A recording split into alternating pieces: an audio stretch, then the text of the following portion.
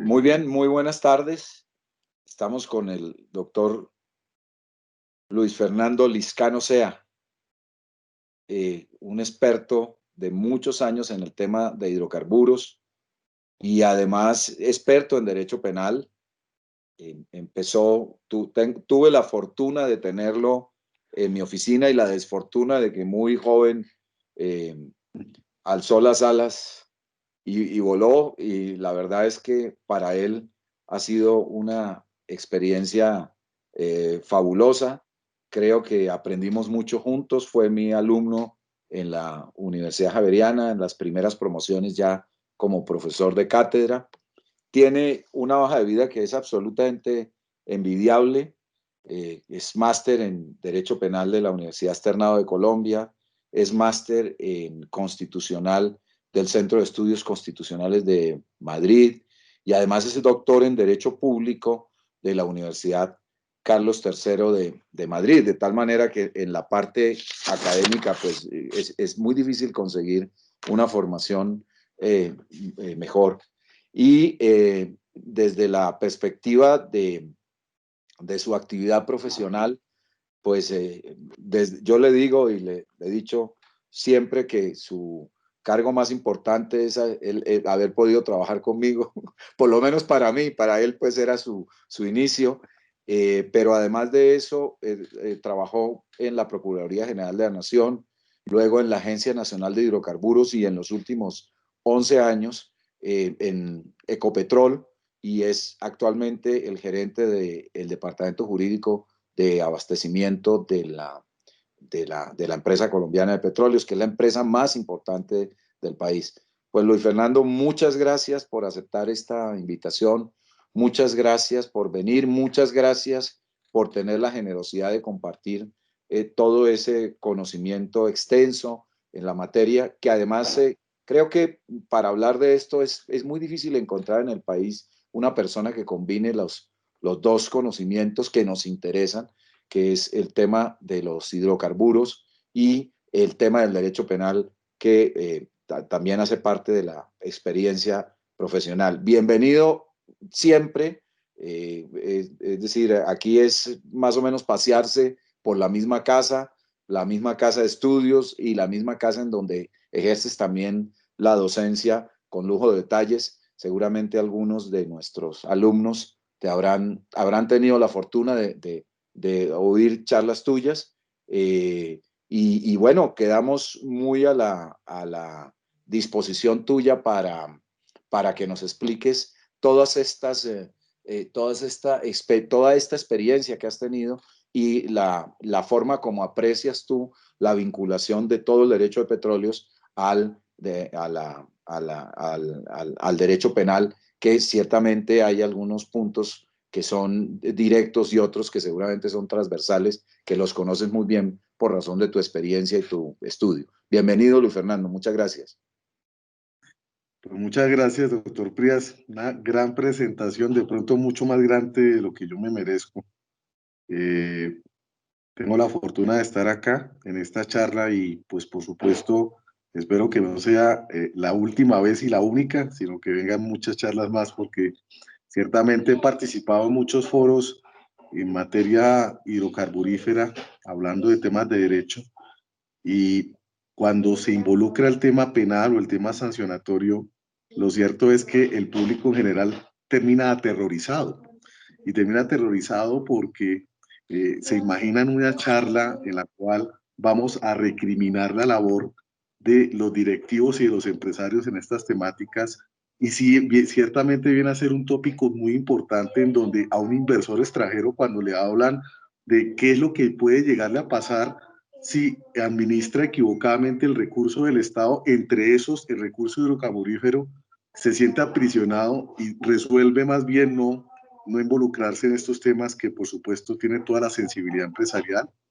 Y bueno, creo que es importante en ese contexto entender que cuando uno trabaja estas temáticas que tocan las bases de la política criminal, del derecho penal, de cómo debería uno percibir el derecho penal en la órbita empresarial, en la órbita de los hidrocarburos, tengo yo la percepción de que es más una tarea que tanto las autoridades, y empiezo por la rama ejecutiva, por el legislador, lo dejan muy separado, muy como tarea pendiente.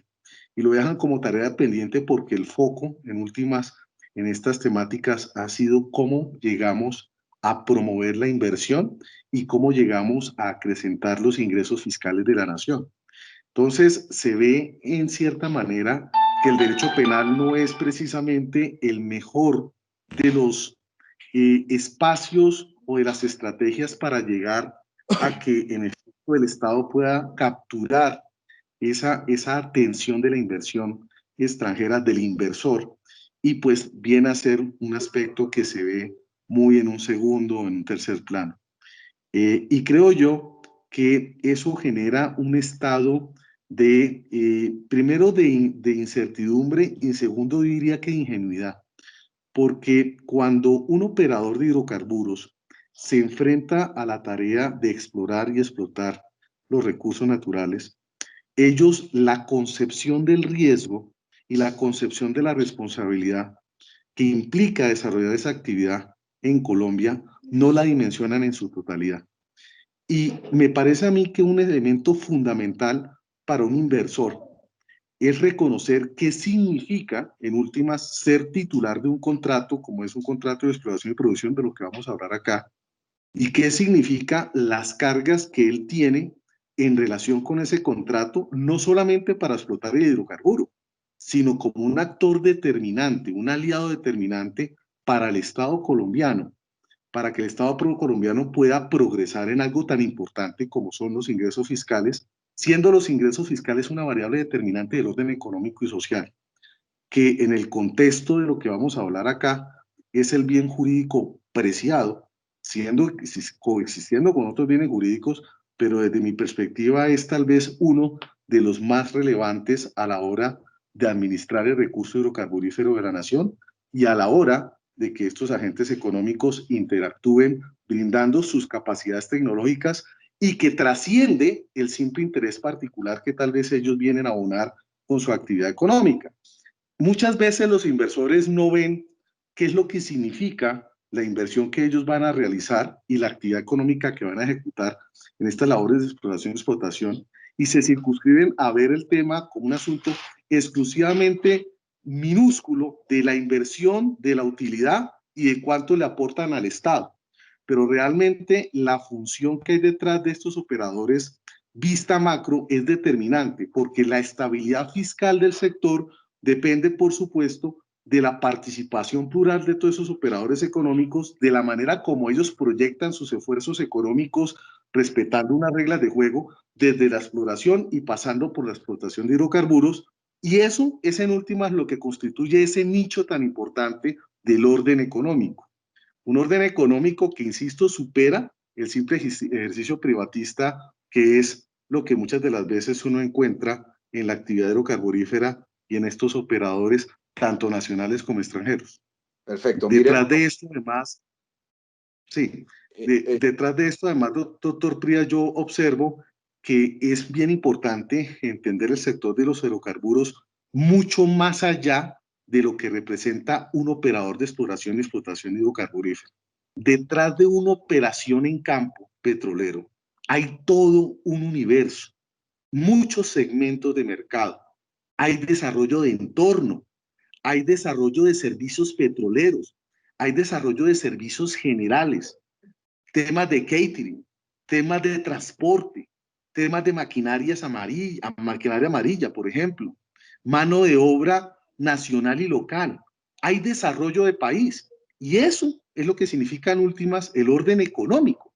Entonces, fíjense que desde mi perspectiva, uno debería siempre trascender la vista privatista de ese operador, porque cada operador, desde su inversión y desde el desarrollo de su actividad económica, está generando un input valiosísimo y determinante para el desarrollo de la región donde desarrolla la actividad y, por supuesto, el desarrollo del país.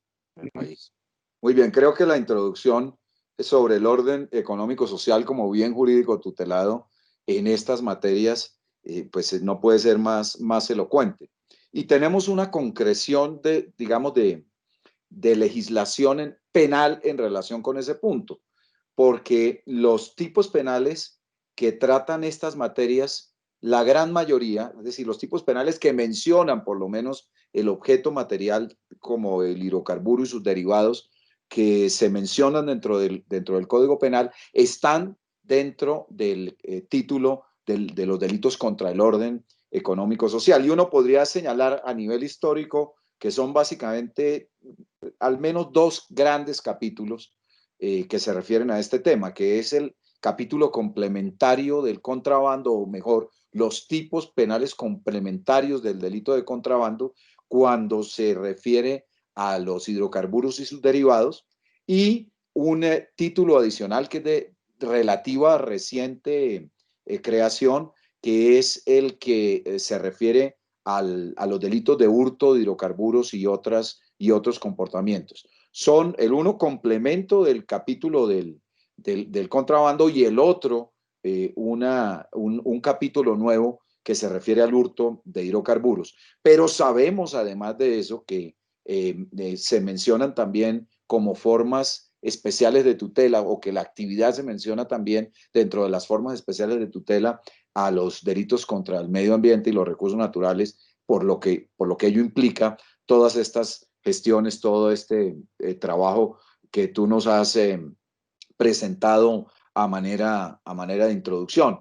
Entonces, yo creo que, digamos, es importante, creo que ya lo has mencionado, que nos puedas ilustrar un poco más en concreto sobre el valor de los hidrocarburos y sus derivados para el orden económico-social, cómo, qué significa la actividad de explotación de los hidrocarburos, es decir, de qué estamos hablando, Luis Fernando, porque los penalistas desde luego no sabemos nada de esto, pero en general la gente poco conoce, ¿no es cierto? ¿De qué estamos hablando? ¿Cómo se maneja eso? ¿Cuál es el ciclo de los hidrocarburos? ¿Cuál es la incidencia del manejo de los hidrocarburos desde el punto de vista ya práctico en el orden económico-social? ¿Cuáles son, en tu concepto, las cifras más importantes? ¿Cuál es el impacto que los hidrocarburos tienen en el orden económico-social por la vía de las cifras y por la vía, digamos, del ciclo general de la economía? Que es en parte la razón por la cual el legislador se dio el lujo de tipificar unos delitos especiales para los hidrocarburos.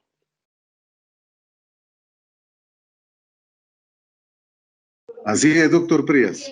Yo diría que debemos nosotros empezar a entender que el sector hidrocarburífero es mucho más allá que esta visión que el derecho penal ha puesto especialmente en el transporte y comercialización de hidrocarburos. La vista del contrabando, la vista incluso del fenómeno de receptación especial que se regula en el Código Penal, el tema del apoderamiento de los hidrocarburos y habla fundamentalmente de los hidrocarburos convencionales, porque ni siquiera se habla de los hidrocarburos no convencionales. La manipulación, por ejemplo, de los sistemas de medición del hidrocarburos, lo que se denomina el marcador, y sobre eso vamos a hablar acá un poco, es reducir en demasía el derecho penal. Porque cuando yo hablo de esos tipos penales que uno toma desde el 237, si no estoy mal, del Código Penal hacia adelante, se encuentra con que sí, allí estamos protegiendo un segmento de la cadena de valor, haciendo uso del lenguaje de los economistas. Un segmento de la cadena de valor es solamente una parte de desarrollo de todo el sistema, en el caso que hablo de los hidrocarburos, y es la parte final. No estoy diciendo que no sea importante. Por supuesto, tener un control efectivo sobre el contrabando es determinante, porque gran parte de los réditos de la nación tiene que ver con la manera como comercializamos regularmente el combustible, y por supuesto eso no es un asunto menor.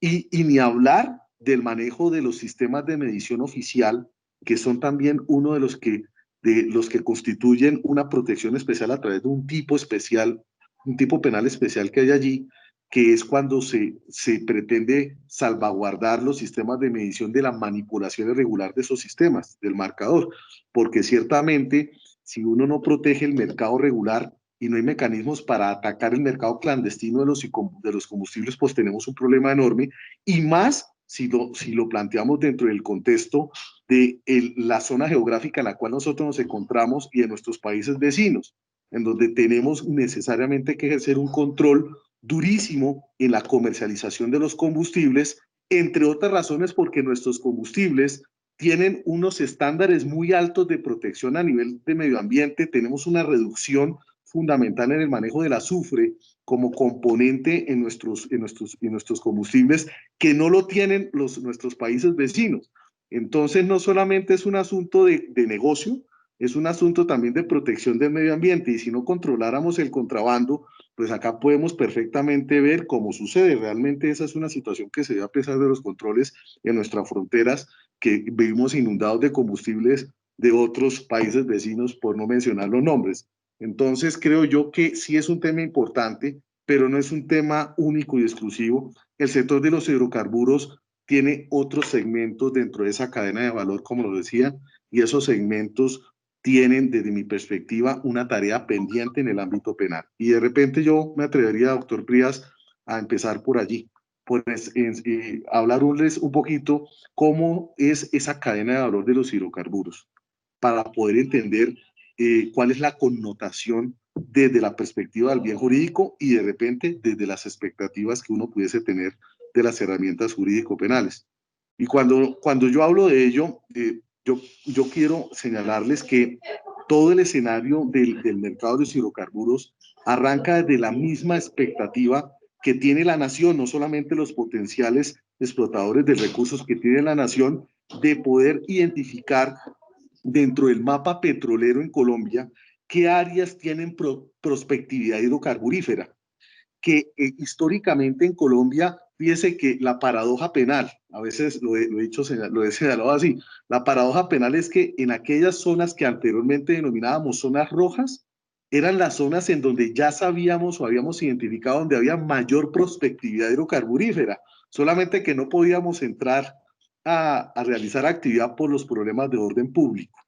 Y pues por supuesto la inversión tampoco se atrevía a hacer. Históricamente creo que una o dos compañías se atrevieron a hacerlo con la lamentable consecuencia de que los operadores terminaban o secuestrados o terminaban incluso lamentablemente en situaciones de homicidio, pues por los grupos armados. En fin, una situación bastante compleja. La exploración del hidrocarburo es la primera gran parte dentro de los segmentos de la cadena de valor de los hidrocarburos. Una vez le sea concedido a un operador petrolero el título de habilitación para realizar la actividad de exploración, como lo señala la Constitución Política, en el artículo 331, artículos 360 y 361 de la Constitución, allí técnicamente el operador petrolero es un operador regular, sí y solo sí tiene un título de habilitación que le autorice la exploración y explotación de hidrocarburo. Y ese título de habilitación ha cambiado de tiempo en tiempo, desde la época de la década de los 50 con el Código de Petróleos a la fecha. Ha habido un cambio fundamental en la manera como nosotros hacemos inversión, en la manera como nosotros pretendemos aprovechar la técnica y la experiencia de los operadores y la manera como pretendemos capturar fundamentalmente esa inversión extranjera. Entonces, nosotros hemos pasado desde los famosos contratos de asociación, contratos de concesión primero, que fueron los primeros que se manejaron, incluso el Código de Petróleo sigue mencionándolos. Pasamos por los contratos de asociación, que es una figura contractual que de hecho Ecopetrol fue uno de sus principales actores y desarrolladores de ese instrumento, en donde a partir de alianzas estratégicas, siendo el contrato de asociación un contrato típico de colaboración empresarial, buscábamos a partir de los repartos de riesgos y utilidades conocer el subsuelo, porque dentro de las situaciones que hemos vivido, es que en Colombia la cartografía es muy difícil de poder establecerla, de poderla capturar y de poder decir, tenemos un mapa claro de cuáles son los nichos petroleros en Colombia, y eso se debió, entre otras razones, por la problemática de orden público y por la dificultad de hacer tareas de exploración hidrocarburífera. Tenemos algo así como la sensación de que hay mucho petróleo, pero no tenemos muchos estudios científicos que nos permitan, por lo menos desde una perspectiva probabilística, decir, aquí hay una probabilidad, una prospectividad hidrocarburífera interesante o no. Y eso, pues, por supuesto, en esa tarea de exploración, en esas tareas de explotación, el título de habilitación ha sido un factor determinante para poder capturar la atención de los que tienen mayor conocimiento y experiencia en desarrollar ese tipo de actividades en una geografía agreste. La geografía colombiana tiene muchas particularidades. El desarrollo de la actividad hidrocarburífera es muy diferente en La Guajira, en el centro del país. Tenemos zonas montañosas con una enorme dificultad, unos trópicos muy complejos, unas zonas selváticas que dificultan incluso el poder llevar todo lo que es la maquinaria que se requiere para el desarrollo de esas actividades, y por supuesto eso hace que los títulos de habilitación sean muy importantes, porque los inversores siempre querrán tener un apalancador financiero económico que permita que esa maquinaria que se requiere para hacer esos estudios se logre hacer en términos de eficacia y, por supuesto, de racionalidad en el manejo del costo. Entonces, los títulos de habilitación han sido determinantes.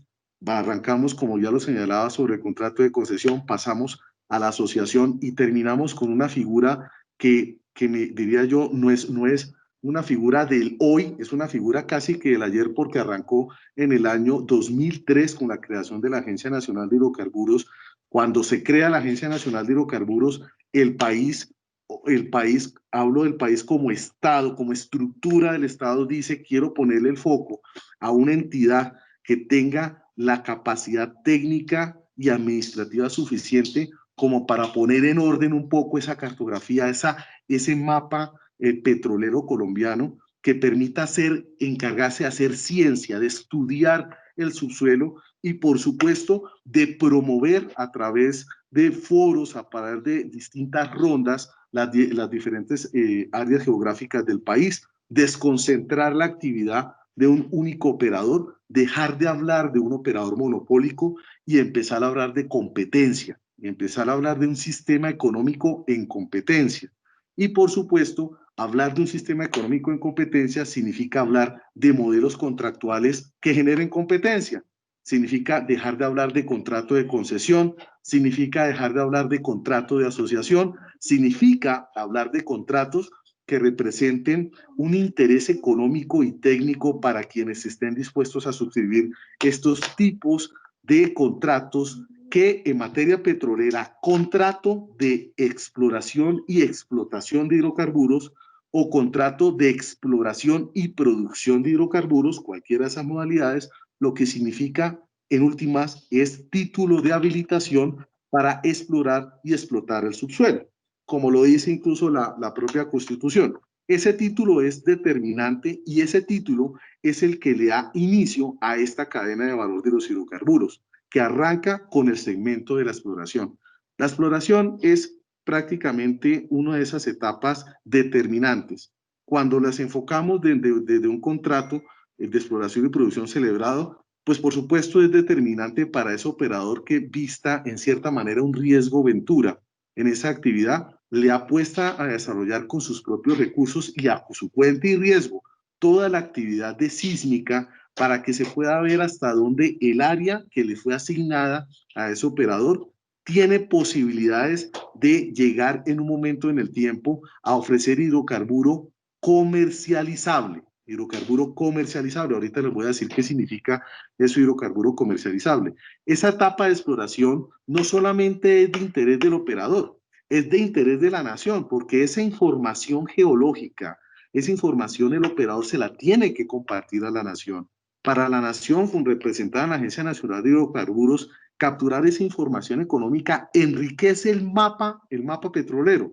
Permite no solamente que el operador desarrolle, el operador actual desarrolle sus actividades de exploración, también le permite a una Agencia Nacional de Hidrocarburos tomar para sí esa información de sísmica y ver qué tanto se ha proyectado esa línea negra hidrocarburífera en la zona en la cual se está intentando identificar un campo viable o unos pozos viables. Y eso es bien importante dentro de ese segmento. Eso es lo que uno espera que suceda en el segmento de exploración, que haya un enfoque científico, técnico, por supuesto con una vista comercial, pero ese enfoque está enfocado esa etapa al conocimiento de la geología colombiana, de la geología que es relevante para el desarrollo posterior de la actividad para la cual se le contrata al operador, y allí uno en ese segmento encuentra cualquier tipo de actividades que incluso pudiesen representar un interés jurídico relevante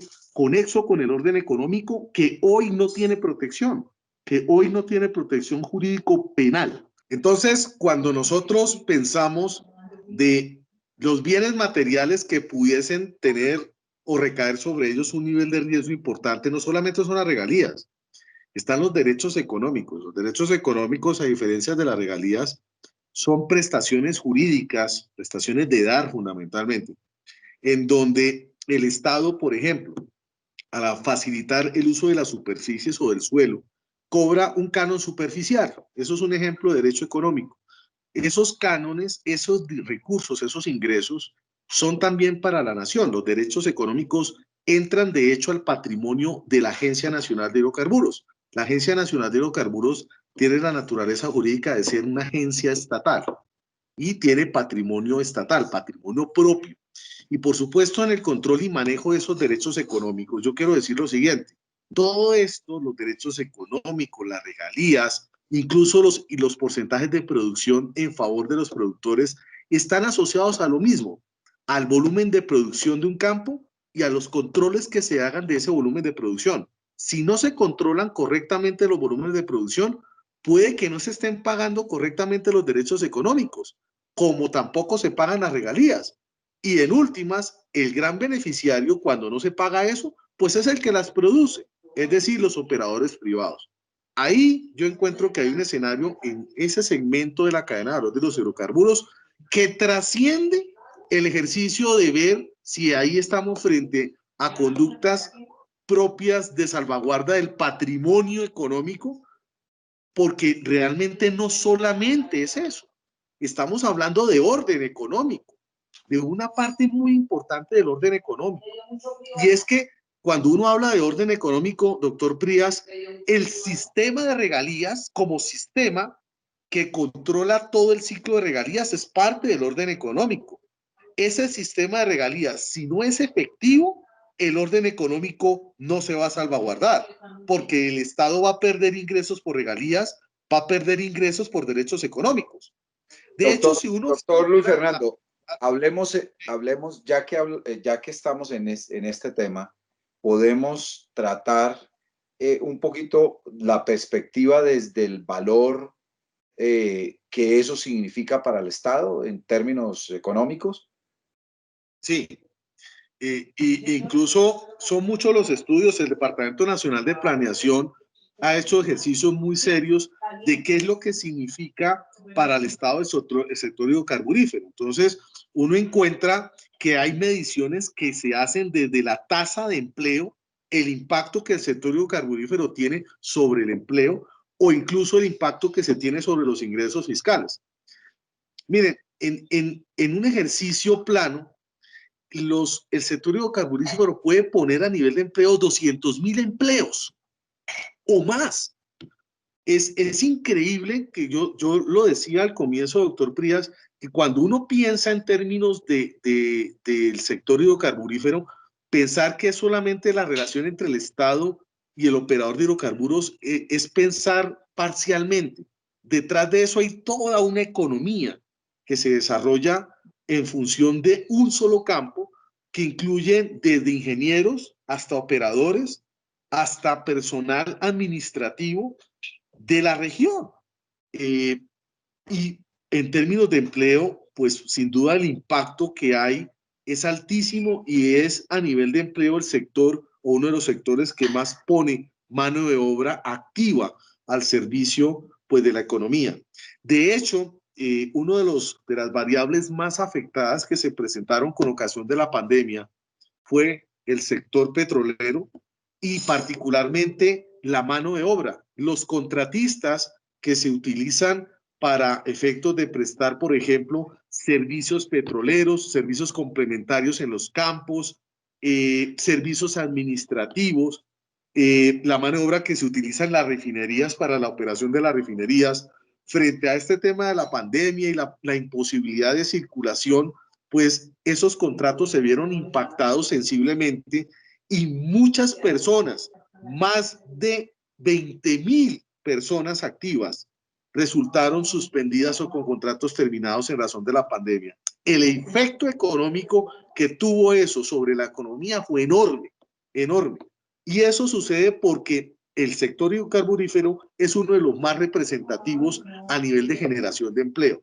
Y ni hablar a nivel de generación de ingresos fiscales. ¿Sí? Hay un estudio que señalaba que del Departamento Nacional de Planeación, haciendo una rata de 8 años, que el promedio en ingresos fiscales superaban los 180, 190 billones de pesos. Luego, el impacto que hay del sector hidrocarburífero vista ingresos fiscales es muy alto y, por supuesto, eso trasciende al PIB, siendo una de las variables determinantes en el Producto Interno Bruto de la nación y, paradójicamente, sin ser un país petrolero, porque Colombia no es un país petrolero. Nosotros no podemos decir ni compararnos desde ningún punto de vista, por ejemplo, con nuestros amigos venezolanos.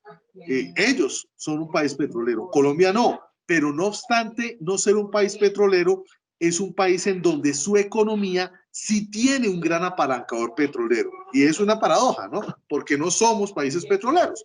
Entonces, eso es un tema que a nivel de orden económico incide porque la estabilidad fiscal depende de la manera como se desenvuelve el sector hidrocarburífero. Y también quiero destacar algo sobre el sector hidrocarburífero como variable importante en el PIB. Y es que de los sectores más dinámicos por su fluctuación es este sector. Este sector sí que se estresa económicamente por factores de geopolítica, por decisiones que las máximas autoridades en los organismos internacionales se toman a nivel de OMC, por ejemplo, o a nivel de decisiones de países petroleros, cuando resuelven, por ejemplo, contraer el mercado, cuando resuelven, por ejemplo, sencillamente sacar al mercado más petróleo. Esas decisiones inciden directamente en Colombia. Es un país, nuestro país, y la economía asociada al sector petrolero tiene esa enorme desventaja, y es que hay un descontrol, hay temas sobre los cuales no tenemos dominio del hecho y nos toca lidiar con eso. Es un sector altamente fluctuante que depende de variables de geopolítica y es un sector que, por supuesto, está de lo que sucede en el sector también incide en otras variables, de lo que sucede, por ejemplo, a nivel del precio del barril, que en Colombia tenemos dos indicadores, el WTI y el Brent, como dos grandes referentes, siendo más importante el Brent como referente que el WTI. Nosotros vemos que cuando se incrementa el valor del precio del barril, se decrementa o hay una devaluación del dólar. Esas dos variables siempre van de la mano, van unidas. Cuando se presenta un desplome del precio del barril, el dólar normalmente se tensiona y se revalúa. Entonces, o cuando sucede lo contrario, es decir, cuando se incrementa el precio del barril, el precio del dólar se estabiliza o tiende hacia la baja. Entonces, ahí hay unos elementos macroeconómicos bien importantes que se inciden, hay una sinergia económica y eso hace que este sector, por la incidencia en el orden económico, genere estabilidad e inestabilidad permanente. Eso es muy importante que lo tengamos presente. Y no obstante ello, es de los sectores que mayor incidencia tiene a nivel de empleo y a nivel de ingresos fiscales. De hecho, las utilidades, y es un elemento que yo lo quiero destacar acá porque es importante. Hay dos grandes, llamémoslo así, aspectos que permiten medir el ingreso en términos de país cuando uno habla del sector petrolero. Un elemento que se denomina el government take, ¿sí? Que tiene que ver en esencia con la capacidad fiscal del Estado de tomar de la actividad económica hidrocarburífera temas, por ejemplo, de tributos, impuestos, tasas, contribuciones, Entonces, el government take está asociado en esencia a la captación de recursos fiscales vía impositiva, a través de la generación de tributos o incluso a través de la imposición de las cargas asociadas a las regalías. Eso es government take. Y en paralelo a ello está el state take, que tiene que ver en esencia con la generación de ingresos para el Estado, pero en función de lo que ganan las empresas estatales. En términos de state take, para que lo tengamos presente, la empresa colombiana de petróleos, como anunció sus utilidades el año pasado, superaban los 6 billones, 7 billones.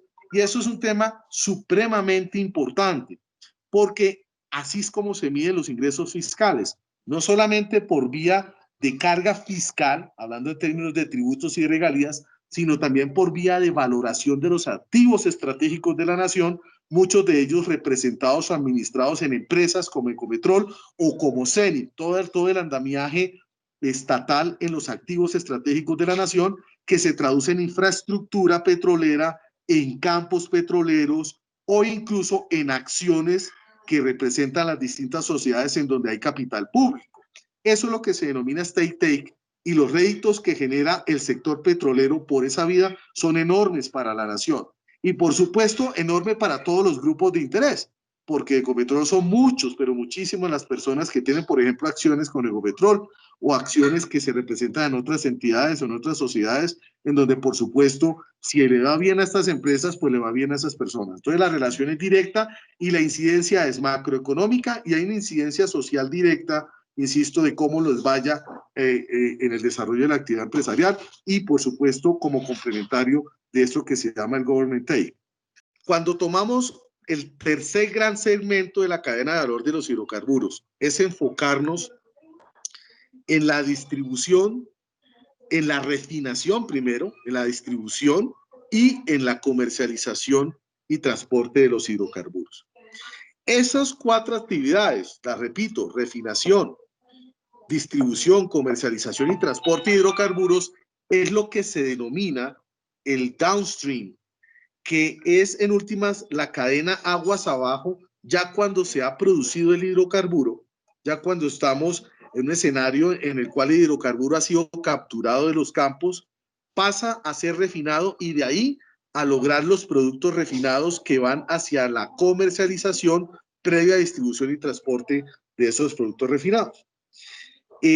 Esa cadena o ese segmento de la cadena de valor se denomina downstream, a diferencia del upstream, que el upstream es todo lo que les hablaba sobre exploración y explotación de hidrocarburos.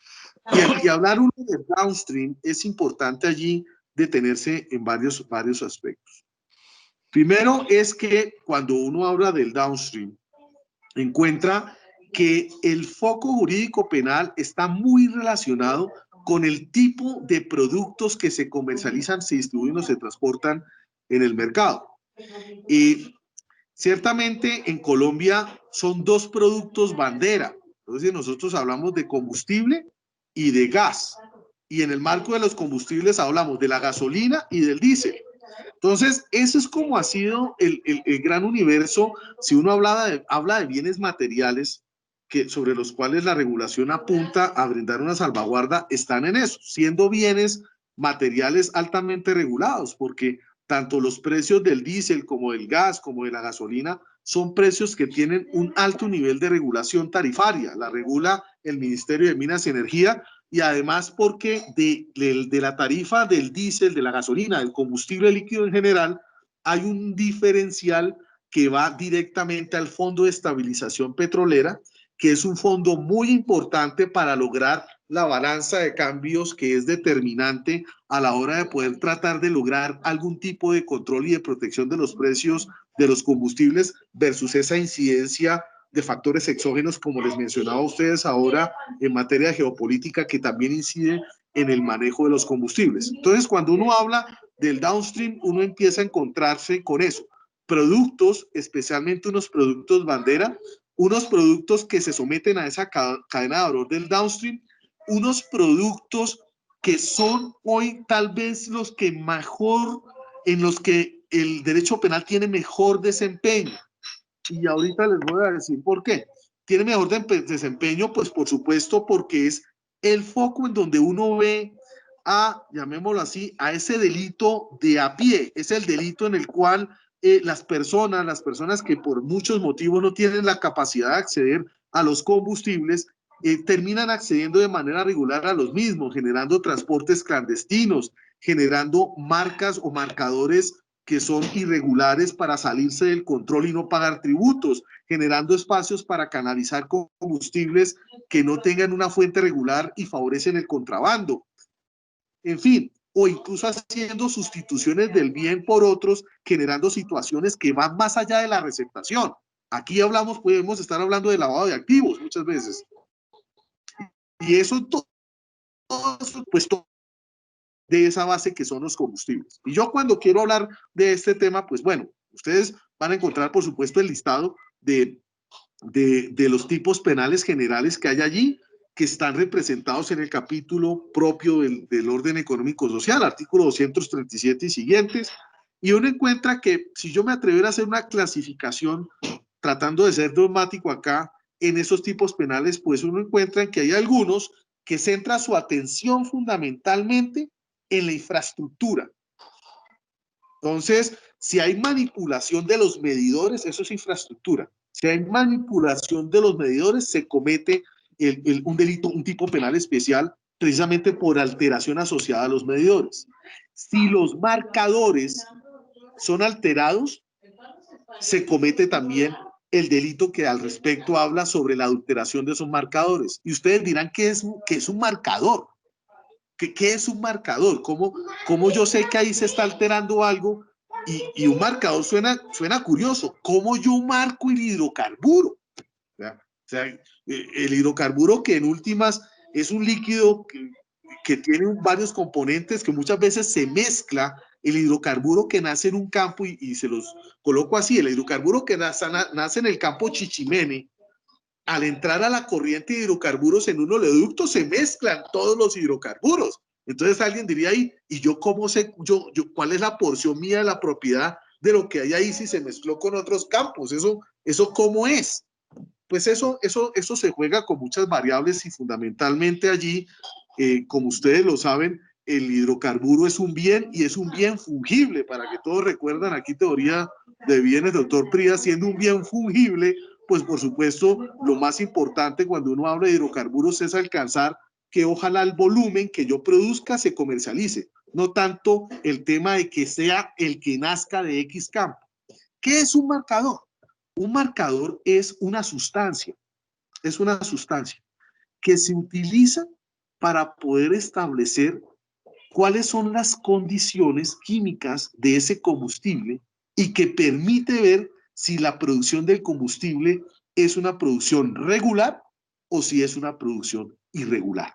Entonces, el marcador es una sustancia que de hecho es una sustancia patentada, es una sustancia que la maneja, de hecho el Instituto Colombiano del Petróleo tiene mucho que ver con esta generación de marcador, y esa sustancia es la que permite hacer que el mercado a nivel del downstream cuente con identificadores o marcadores que permitan diferenciar el mercado irregular de los combustibles del mercado regular de los combustibles.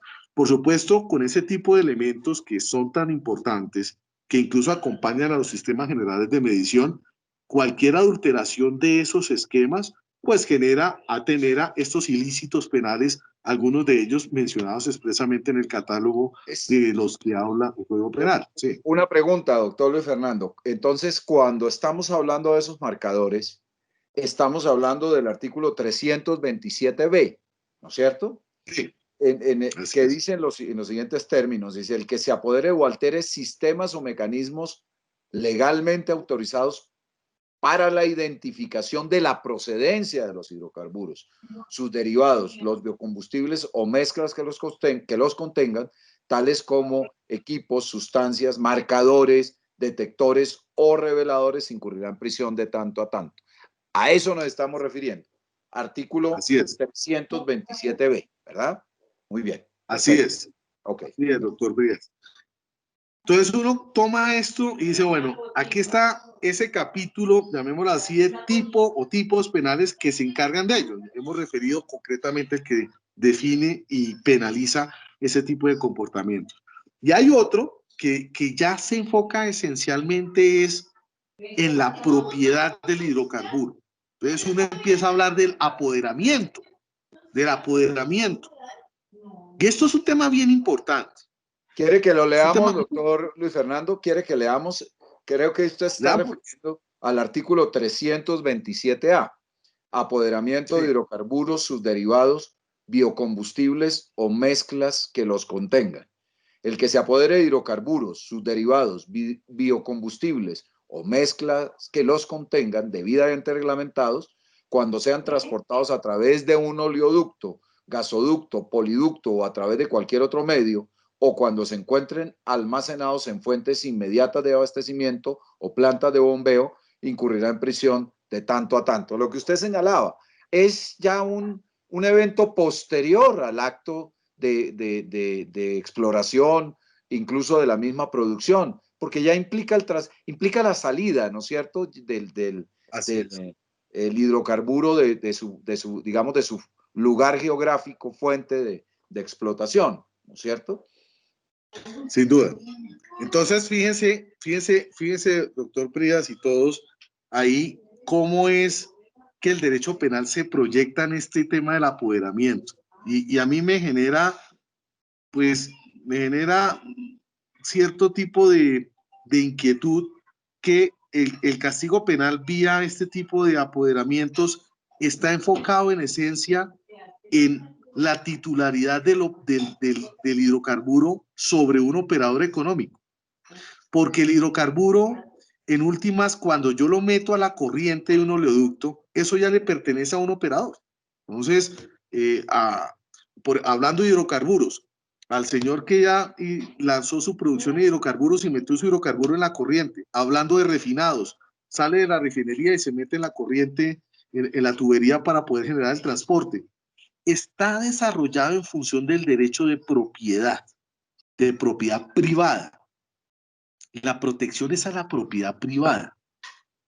Entonces, cuando uno dice a la propiedad privada, aquí estamos hablando del orden económico.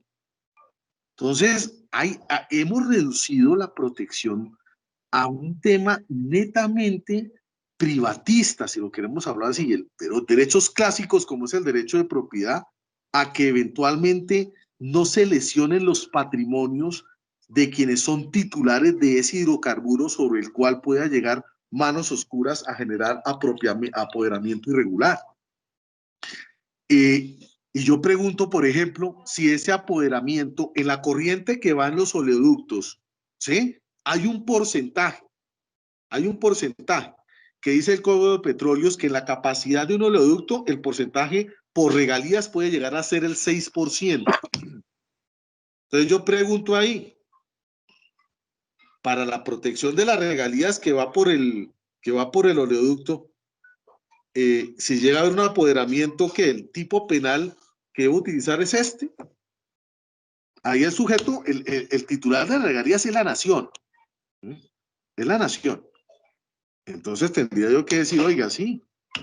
O ahí estamos frente al peculado.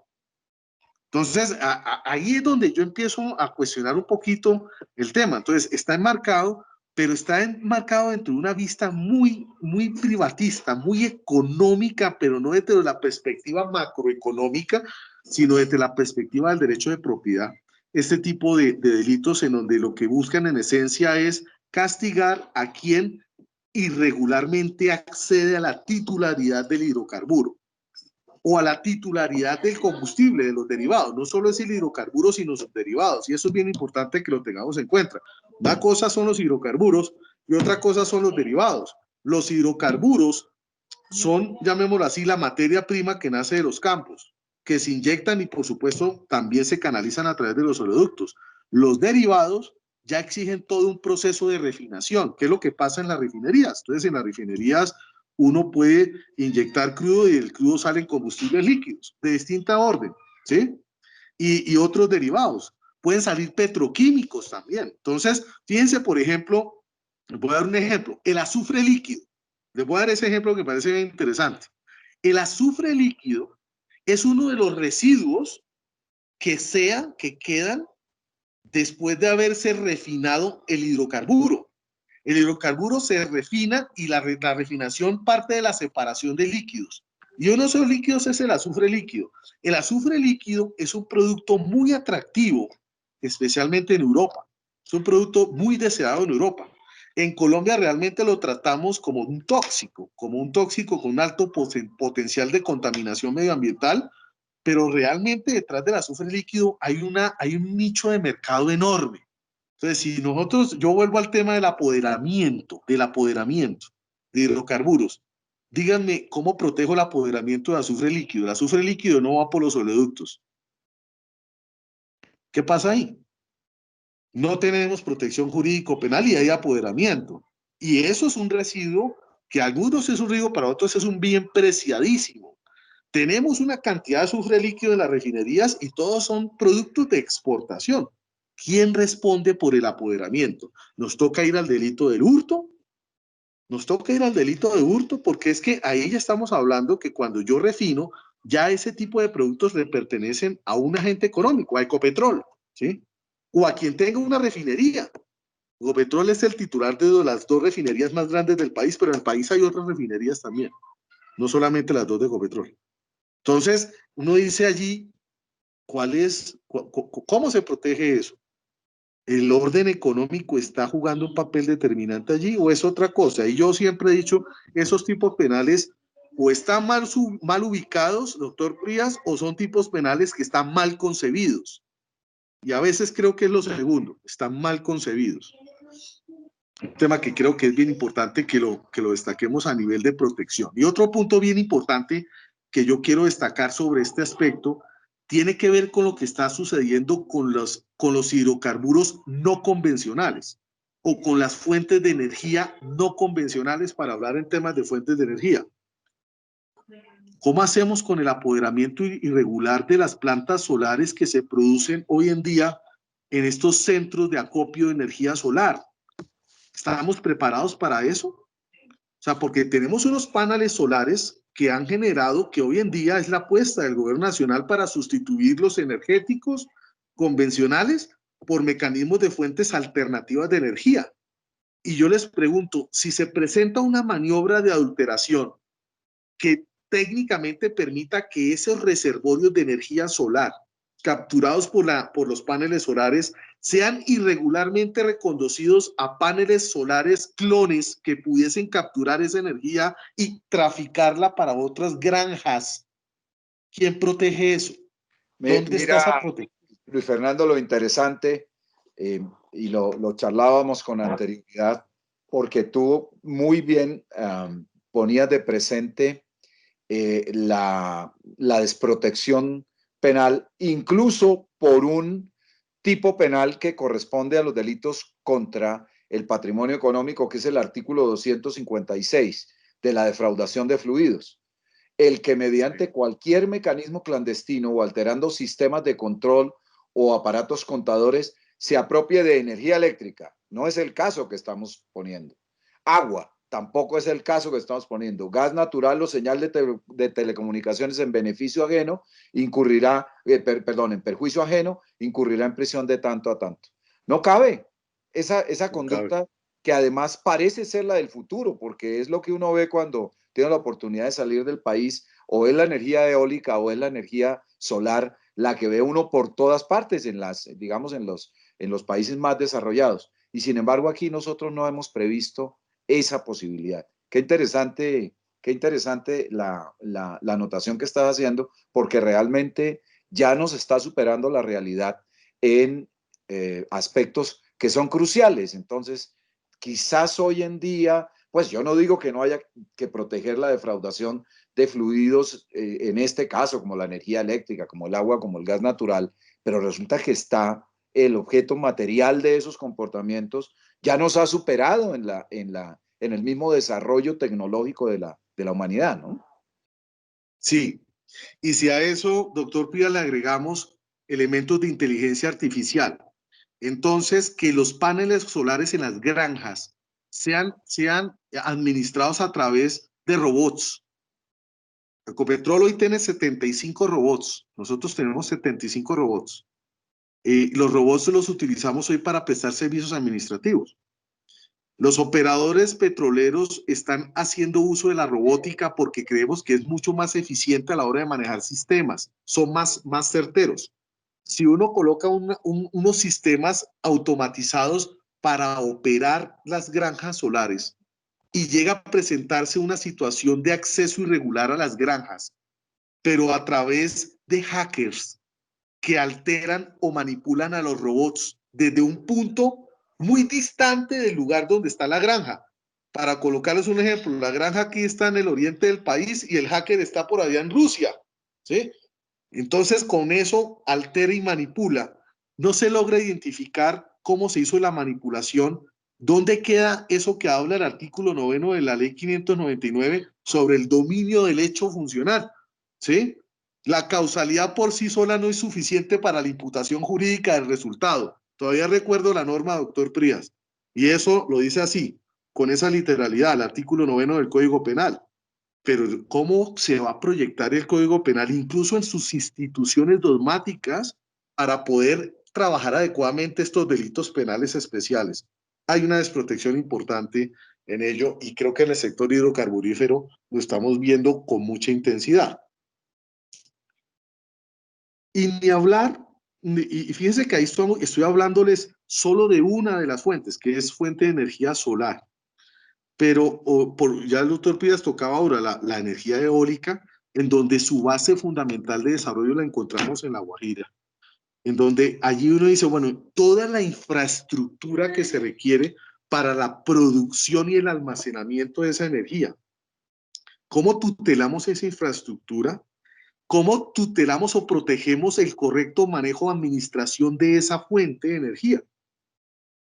Veía yo hoy, por ejemplo, doctor Prías y todos que celebraban hoy en la costa, están celebrando que desaparece Electrocaribe, ¿sí? Que desaparece por fin esa compañía de energía. Y yo decía, oiga, y luego mostraban el caso de una familia bastante diezmada económicamente, en donde una de sus niñas requería de la energía permanente para mantenerse viva. Está pagada un monitor de esos que requiere energía. Y yo decía, oiga, tenemos la posibilidad de energía vía paneles solares en el Caribe colombiano, teniendo la posibilidad de acceder a estos paneles y lograr energía permanente, toda la que quieran, la que produzca el sol. ¿Dónde está esa protección? ¿Por qué razón, teniendo en este momento la posibilidad de crear paneles solares artificiales, dónde están los recursos que han sido dispuestos por la nación para eso? ¿Dónde está eso? Esos son esquemas de protección y uno los puede enfocar vista la responsabilidad de las autoridades del Estado, vista la irresponsabilidad en el tema de inversión. Y por supuesto, esto en últimas tiene que ver con el derecho de acceso a un bien preciado que en Colombia los hemos tasado muchos de ellos como servicios públicos esenciales. Los servicios públicos domiciliarios son servicios públicos esenciales, como lo dice la ley 142 del 94. Y ahí estábamos hablando de energía eléctrica. Ahora entonces extrapolemos esa idea y digamos, ¿realmente es la energía lo que constituye el servicio público esencial o es el derecho a la energía, más que a la electricidad, a la energía?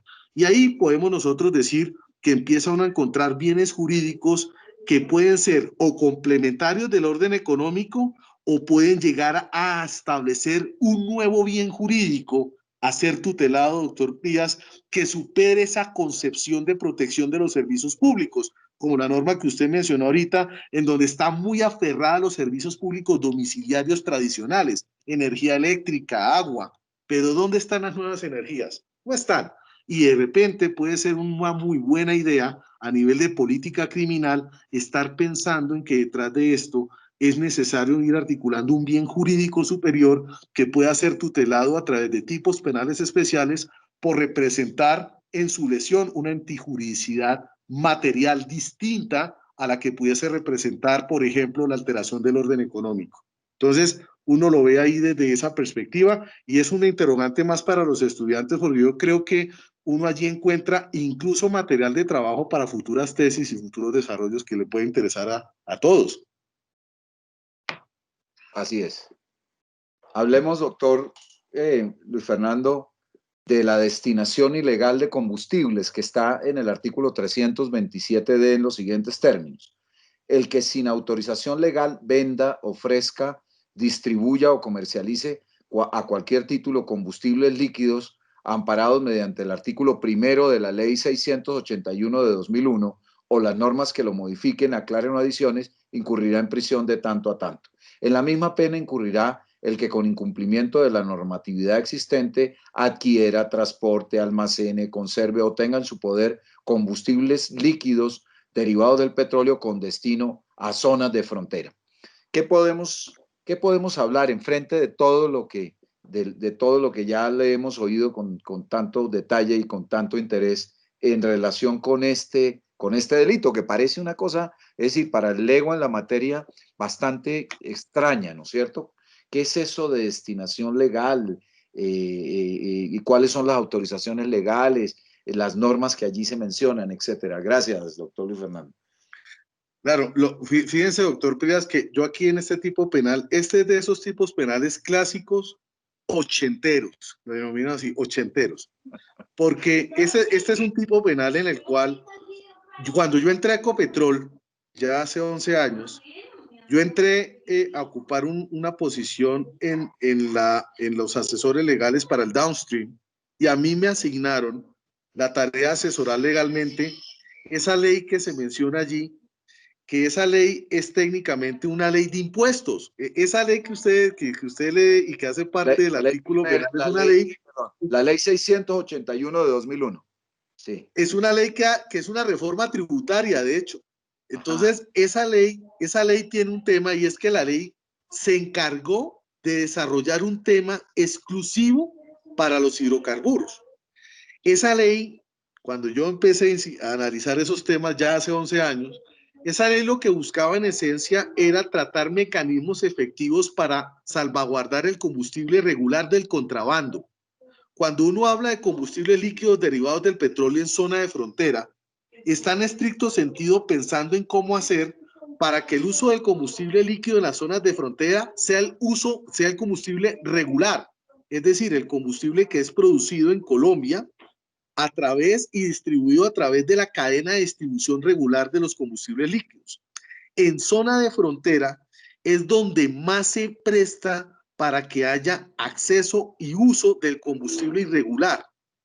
Ese acceso y uso del combustible irregular tiene que ver por las posibilidades que hay de acceso a combustible de otros países, concretamente de Venezuela. Entonces, se crea todo un sistema y una protección jurídico-penal para poder castigar, por ejemplo, al distribuidor minorista. ¿Quién es el distribuidor minorista en la cadena de combustibles líquidos? Las estaciones de servicio de gasolina. Esos son los famosos distribuidores minoristas, para que todos los entendamos. Que cuando ellos vayan a proveer sus tanques en esas estaciones de servicio, provean sus tanques del combustible de origen nacional colombiano, y no a través de las pipetas, a través de los galones que salen de las zonas fronterizas que vienen de otros países, que llegan a Colombia a tarifas muy reducidas, muy ventajosas económicamente, pero son combustibles que están muy lejos de los estándares que Colombia exige para la distribución y manejo de combustibles líquidos. Por ejemplo, pero ahí a nivel de azúcar, doctor Luis Fernando, una pregunta que creo que la acaba de contestar en relación con el delito de receptación, mejor, de favorecimiento, que está mal expresado. Al principio tú lo mencionaste muy técnicamente, es una forma de receptación, pero está consagrado bajo el epígrafe de el favorecimiento del contrabando de hidrocarburos o sus derivados, que es una norma contenida en el artículo 100, en la ley 788/2002, artículo 72, que es la manipulación posterior del hidrocarburo arribado de contrabando. Una cosa es, entonces, que es la pregunta más interesante, un hidrocarburo con destinación especial y otra cosa un hidrocarburo de contrabando, ¿o son la misma cosa?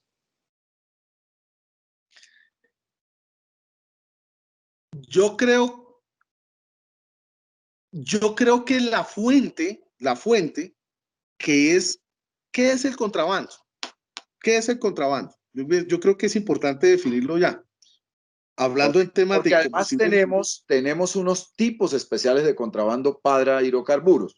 Yo diría en Sí, términos genéricos que el contrabando es ausencia, la ausencia dolosa o la sustracción dolosa del control aduanero de una mercancía, en este caso de los hidrocarburos o sus derivados, de ingreso o de egreso del país. Ese es el contrabando, digamos, contrabando por importación o contrabando, que es el que generalmente ocurre, o contrabando por exportación. Son esas dos. En ausencia de control aduanero, se habla también de el ingreso por lugares no habilitados, etcétera, etcétera, que es un poquito más complejo en el tema de los hidrocarburos, creo yo, por la manera como se transportan, digamos, de una manera más amplia, porque los pimpineros pues entran y salen por donde se les da la gana, ¿no es cierto? Los pimpineros para nuestros alumnos son aquellos mini contrabandistas en la zona de frontera que cargan la gasolina o el hidrocarburo, sus derivados en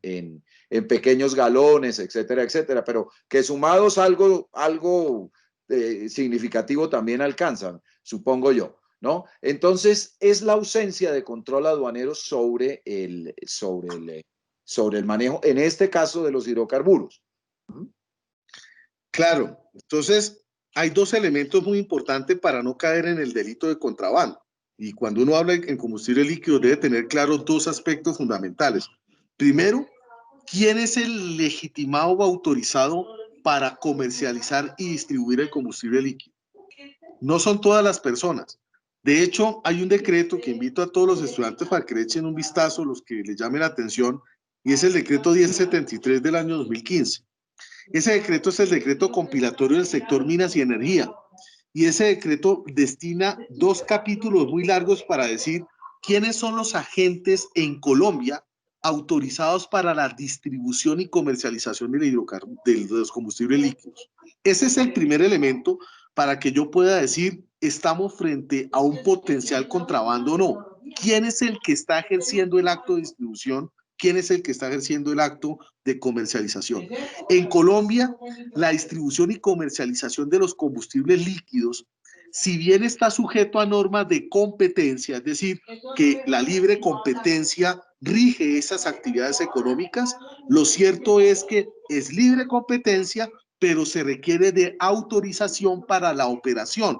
No todos pueden ser distribuidores mayoristas, no todos pueden ser distribuidores minoristas, no todos pueden ser almacenadores, no todos pueden cumplir la tarea de ser comercializadores mayoristas. Ahí he resumido las cuatro grandes categorías que hay a nivel de cadena de distribución y comercialización de combustibles líquidos.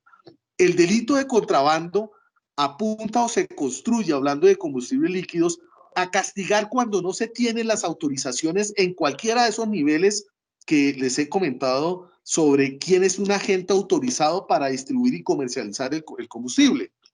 Esa autorización la da el Ministerio de Minas y Energía. Eso es un tema controlado por el Ministerio de Minas y Energía y concretamente por la Dirección de Hidrocarburos del Ministerio de Minas y Energía, que se encarga de garantizar que en efecto las autorizaciones del distribuidor mayorista de las estaciones de servicio las tenga. Cuando no se tiene, ya empezamos a sospechar de que esa manipulación del hidrocarburo no está desarrollada en los marcos que la ley prevé en Colombia. Entonces, el primer criterio, desde mi punto de vista, doctor Prías, es el agente autorizado para ello. Y el segundo tiene que ver con la procedencia del hidrocarburo. En Colombia nosotros tenemos muy claro que la procedencia del hidrocarburo, la regular, es aquella, hablando de combustibles, que haya venido de las refinerías que son autorizadas en Colombia para la refinación de los productos derivados. Ser refinador en Colombia implica una autorización especial del Ministerio de Minas. La actividad de refinación no es una actividad libre. No es que yo coloque un par de plantas de almacenamiento y de procesamiento y ya con eso puedo refinar combustibles explotando el hidrocarburo. No, no es posible. Si yo garantizo ello, la expectativa del legislador es que lo que se comercializa y distribuye porque detrás de eso hay un tema de government take, ahí hay un tema de tarifas de impuestos, hay un tema de contribuciones, hay un tema de tasas, hay unos temas asociados a intereses del Estado que son bien importantes, que si uno no garantiza que se trate del combustible producido por las refinerías, que son las autorizadas, pues ahí ya estamos en el segundo gran elemento que permite identificar que estamos frente al contrabando, el origen del combustible.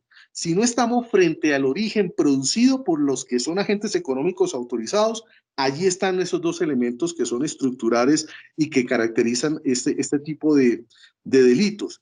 Por supuesto, con esto no estoy diciendo que entonces todo aquel que se le ocurra hacer uso de combustibles que vengan del exterior es un contrabandista. No, yo no estoy afirmando eso. Hay, por supuesto, combustibles gaseosos en Colombia que son importados. Nosotros importamos gas de Venezuela, de hecho. Tenemos un contrato, un acuerdo con ellos, porque especialmente en la zona limítrofe con Venezuela, estamos hablando del norte de Santander, se requiere de ese combustible gaseoso y muchas veces requerimos de ese combustible gaseoso. Quien trae para sí ese gas acá y lo explota y lo utiliza, ¿es un contrabandista? La respuesta es no, porque el título de habilitación existe y ser importador de combustible es también una posibilidad que da el decreto 1073 y quien lo haga bajo esa vía y está autorizado, pues no es sujeto activo del delito de contrabando. Entonces creo yo que con esos dos elementos, doctor Prías, se explicaría muy bien el tema del contrabando como lo estamos tratando de describir. Muy bien. En lo demás, pues ya nosotros en el curso ordinario, digamos, hemos tratado el tema del favorecimiento del contrabando tanto por servidor público como por particular. Y hemos llegado a la conclusión, salvo que usted nos quiera de pronto hacer alguna adición al respecto, creo que lo ha integrado con toda esta información recibida, que realmente los principios básicos de esas normas están básicamente compartidos, están siendo compartidos con lo que significa el favorecimiento del contrabando de cualquier otro producto y el favorecimiento de contrabando de cualquier otra mercancía por parte del servidor oficial, de tal manera que las anotaciones pues son genéricamente las mismas en relación con la manera como se perfecciona, en relación con su descripción, digamos, multicomportamental, en relación con el epígrafe en sí mismo. Eso es más realmente una receptación en el caso de los particulares. En el caso del servidor público es bien interesante porque también creo que aquí cabe la misma crítica en el sentido de que toda conducta de contrabando del servidor público resulta siendo subsumida por el favorecimiento del contrabando en el caso genérico y por el favorecimiento de contrabando por servidor público en el caso genérico también, en el caso específico mejor, del favorecimiento de contrabando de hidrocarburos. Pero en lo demás, lo único que cambia es la valoración del objeto material, porque ya no se valora por su valor comercial en términos de salarios mínimos legales mensuales vigentes, sino en términos de galones, que me parece muy razonable también en el sentido de que es la forma más idónea y más eficiente de medir el impacto del delito y de fijar esos intervalos que también se fijan para las mercancías en general, ¿no? De tal forma que lo único que lo diferenciaría en términos estrictamente típicos es básicamente la naturaleza del objeto material. Pero en lo demás creo que las apreciaciones que realizamos en su momento para la generalidad de mercancías diferentes de los hidrocarburos, pues cuenta lo mismo. Y no sé si sobre eso hay alguna anotación, doctor Luis Fernando, alguna cosa adicional que le parezca que valga la pena mencionar, o vamos un poco al tema de los hidrocarburos, que es un tema que me parece a mí absolutamente actual y muy importante, que es los hidrocarburos y el respeto al medio ambiente y a los recursos naturales no renovables. que está totalmente al día por todo el tema este del fracking y tal, y que además tiene un tipo penal especial dentro de los delitos contra los recursos naturales y el medio ambiente, que es el artículo 333, que está consagrado en los siguientes términos. El que provoque, contamine o realice directa e indirectamente en los recursos de agua, suelo, subsuelo o atmósfera, con ocasión a la extracción o excavación, exploración, construcción y montaje, exploración, beneficio, transformación, transporte de la actividad minera de hidrocarburos, incurrirá en prisión de tanto a tanto. Lo primero que hay que decir, yo no sé si eso tenga alguna interpretación, doctor Fernando, si ustedes en Ecopetrol la han podido entender de alguna manera, porque ahí lo que parece es que faltan varias, es decir, en algún momento alguno de los redactores se le fueron uno o dos renglones, o por lo menos una o dos palabras, ¿no? Pero es muy raro, uno lo que entiende es un tipo específico de contaminación por razón de la explotación de yacimiento minero o de hidrocarburos. ¿Cómo se aprecia eso desde adentro de la industria, esta tutela por la vía penal de los recursos naturales en relación con la explotación, pues, de los recursos mineros, pero específicamente de los recursos de hidrocarburos? ¿Cómo lo aprecian ustedes? Bueno, yo tengo tres premisas fundamentales allí, doctor Prías, que son determinantes en relación con el tema de la preservación del medio ambiente como un bien jurídico tutelado a nivel de derecho penal y como un bien jurídico supremamente determinante a la hora de poder asumir, por ejemplo, compromisos contractuales. Allí yo quisiera decir lo siguiente.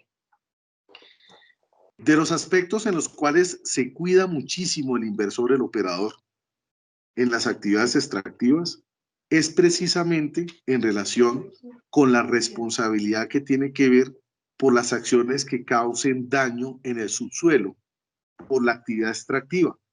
Entonces, yo creo que un caso paradigmático que a todos les conduele todavía o tiene que ver con lo que está sucediendo o sucedió en Lizama, con la situación desafortunada que se presenta allí, en donde se produjo, después de una actividad de taponamiento de un pozo petrolero, una aparición de lagunas o de manchas de petróleo, 1 kilómetro, 800 metros más allá del punto en donde se taponó el campo.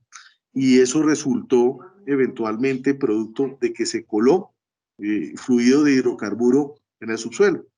Y ese tipo de actividades que a nivel de impacto ambiental son, por supuesto, chocantes, muy sensibles, críticas, ciertamente son situaciones que se puedan presentar en la práctica industrial, que son asociadas a la actividad riesgosa. Ecopetrol y todos los agentes económicos, cuando desarrollan esta actividad en campo, desarrollamos una actividad esencialmente peligrosa por la sustancia que manejamos, que es energéticos, y a su turno por la manera como hay que desarrollar todo un pozo petrolero. Desarrollar un pozo petrolero tiene una complejidad enorme, y por supuesto mantener medidas de indemnidad adecuadas del subsuelo, de la preservación del subsuelo, de la preservación del medio ambiente, de los acuíferos, de las aguas subterráneas, de las aguas profundas.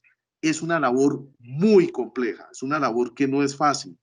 Y por supuesto, el régimen jurídico ambiental es la razón por la cual apela a la responsabilidad objetiva como el gran instrumento para proteger el medio ambiente.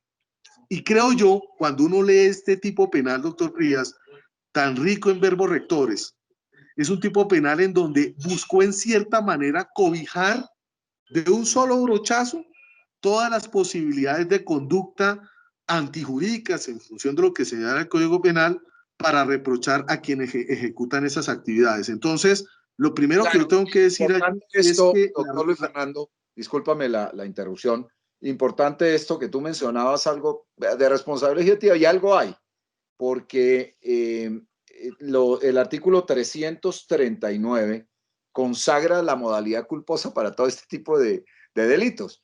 Entonces es imputable no solamente a título de dolo, sino también a título de culpa, lo que quiere decir que la intención, el tipo subjetivo queda un poco, digamos, por fuera de todo análisis, porque o es doloso o es culposo, ¿no es cierto? Si se produce un resultado lesivo, no necesariamente en todos los casos, de luego hay que respetar las normas digamos, de creación ya en el nuevo Código Penal sobre la responsabilidad en los delitos culposos, ¿no es cierto? Es decir, debe violarse un deber objetivo de cuidado, etcétera, etcétera, para constituir el tipo objetivo. Pero es interesante porque además se vincula por la vía de la culpa, que además es absolutamente excepcional dentro de nuestro sistema. Los delitos culposos son tal vez en el peculado, tal vez en estos delitos y en el tema del homicidio y las lesiones personales, pero no más, ¿no? Lo cual refleja pues el interés del legislador en el tema, llevar esta tutela hasta allá, por lo que tú señalabas con mucha propiedad en el sentido de que estas actividades son actividades eminentemente riesgosas para bienes jurídicos, digamos, esenciales en la vida de las personas, el orden económico-social, los recursos naturales, el medio ambiente, incluso las finanzas del Estado, la hacienda pública, etcétera, etcétera, en esa medida.